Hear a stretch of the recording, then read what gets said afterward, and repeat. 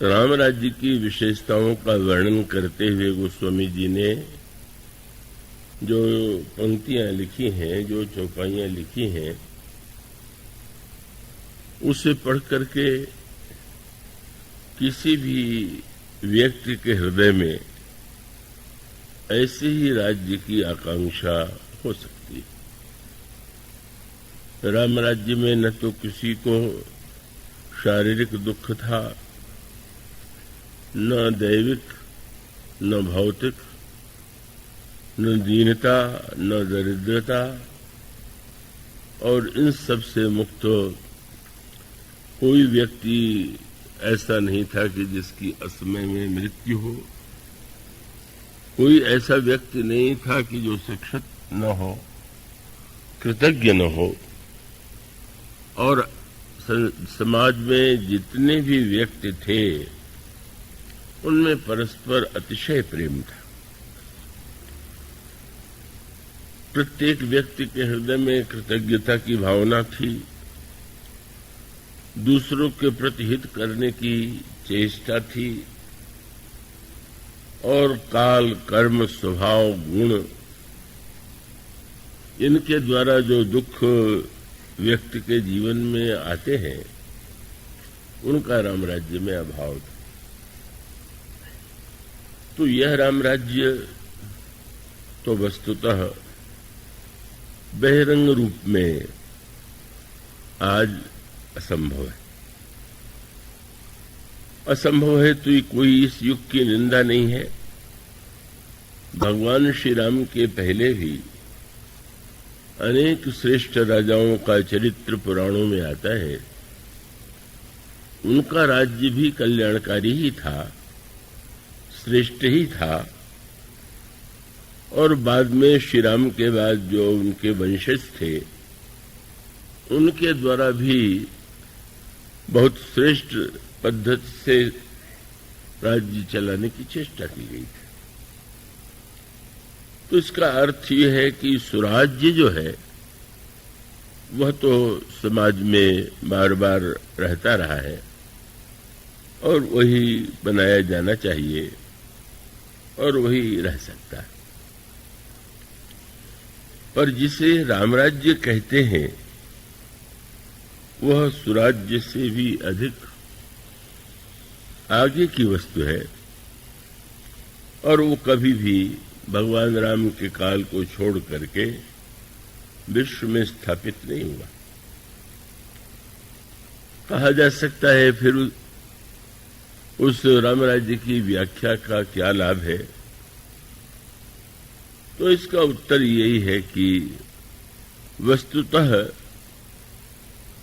कम से कम हम अपने हृदय में कुछ समय के लिए सही, मान लीजिए आप 1.5 घंटे कथा श्रवण करते हैं और उतने समय भी यदि राम राज्य की भावना हमारे आपके हृदय में स्थापित होती है तो यह भी एक बहुत बड़ा लाभ है।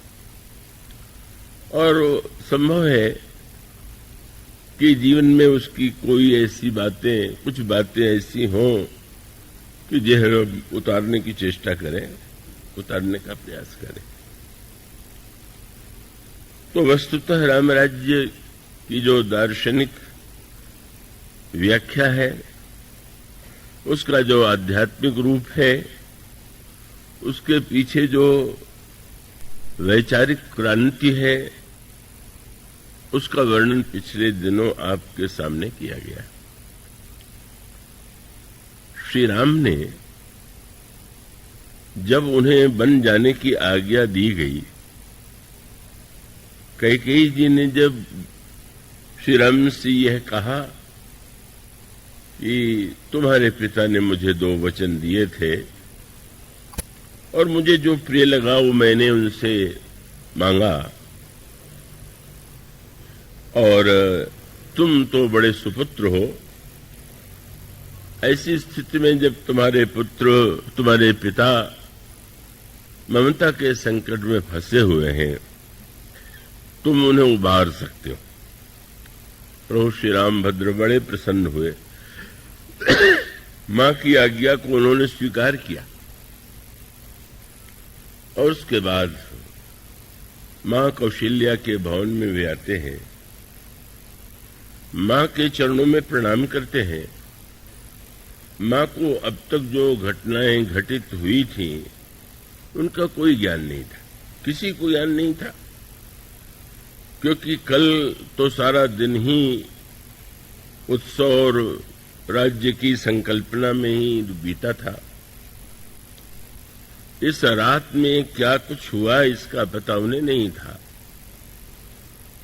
और श्री राम जब आते हैं तो बड़े स्नेह से, प्यार से उन्हें हृदय से लगाते हुए ये कहती हैं कि पुत्र राम, राज्याभिषेक की जो ये पद्धतियां हैं उनमें बड़ा विलंब लगता है, तो उसके पहले तुम भले ही अन्न का भोजन न करो, लेकिन जो कुछ भाव मधुर फल खाओ, थोड़ा फल तुम ले लो। पितु समीप तब जायहु भैया, भई बड़ बारी जाई बलि मैया। फल लेने के बाद तुम पिताजी के पास जाना, बड़ा विलंब हो रहा है। प्रभु ने मां को यह कह करके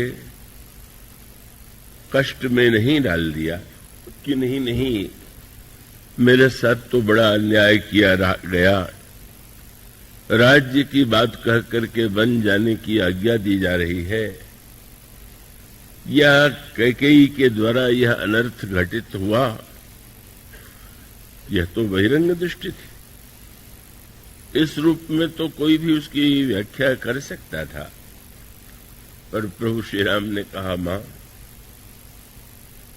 तुम्हें मैं एक शुभ समाचार सुना रहा हूं। तुम्हें तो यही पता था कि पिताजी मुझे युवराज पद पर अभिषिक्त करेंगे, और युवराज का अर्थ है जो भविष्य में राजा बनकर के राज्य का संचालन करे, वर्तमान में भी वो राजा के साथ सहयोग करे। लेकिन अब तो पिताजी कुछ विशेष प्रसन्न हो गए, और इसके पीछे मां कैकेयी की प्रेरणा है कि युवराज के स्थान पर उन्होंने मुझे सीधे राजा ही बना दिया। मां आश्चर्यचकित थी, राजा बना दिया? क्या महाराज राज्य छोड़ करके जाने का संकल्प कर चुके हैं? अचानक कैसे हुआ? भगवान श्री राम का वाक्य आप पढ़ते हैं मानस में, पिता दीन। उन्होंने कहा, पर अयोध्या का राज्य मुझे नहीं दिया। कहां का राज्य? पिता दीन मुहि कानन राजू। पिताजी ने मुझे जंगल का राज्य दिया। आश्चर्य था, ये तो एक नई सी बात थी। राज्य की राजधानी तो नगर होती है, नगर को केंद्र बना करके ही राज्य का नामकरण होता है। मां आश्चर्यचकित हो जाती है, ये वन में तुमको वन का राज्य दिया गया, ये तो मैं समझ नहीं पा रही। और प्रभु ने जो व्याख्या की वो केवल कविता नहीं थी, उनकी मान्यता थी, जैसा वे मानते थे, और जिसे वह मान करके ही उन्होंने आगे की घटनाओं को स्वीकार किया। उनका वाक्य क्या है? मां, भला विचार करके तुम ही सोचो कि जहां पर पिताजी स्वयं राज्य करने के लिए उपयुक्त है, विराजमान है, राज्य भली प्रकार चल रहा है, अब यहां तो मुझे उसका राजा बना देना तो एक शोभा की वस्तु थी, कोई उपयोगिता नहीं थी। पर कितना अच्छा निर्णय किया गया। मां कैकेयी ने कितनी श्रेष्ठ बात महाराज के मन में बैठा दी कि सचमुच राजा की आवश्यकता अयोध्या में नहीं है, वो तो वन में है। जहां मेरी सबसे अधिक आवश्यकता है वहां का राज्य मुझे दिया गया। मानस की यही पंक्ति है, पिता दीन मुहि कानन राजू, जहां सब भांति मोर बड़ काजू। जहां हर प्रकार से मेरी आवश्यकता सबसे अधिक। और इसका तात्पर्य क्या है? भगवान श्री राघवेंद्र ने उसे दंड के रूप में भी नहीं देखा, भगवान श्री राम ने उसे अन्याय के रूप में भी नहीं देखा। भगवान श्री राम को ऐसा लगा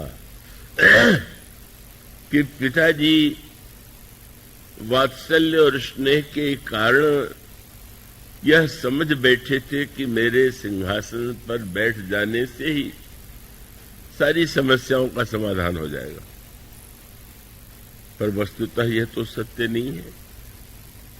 सत्य तो यही है, और उसके संदर्भ में वह शब्द जिसके विषय में कल परसों आपके सामने कहा गया, वह बार बार एक शब्द है, सब।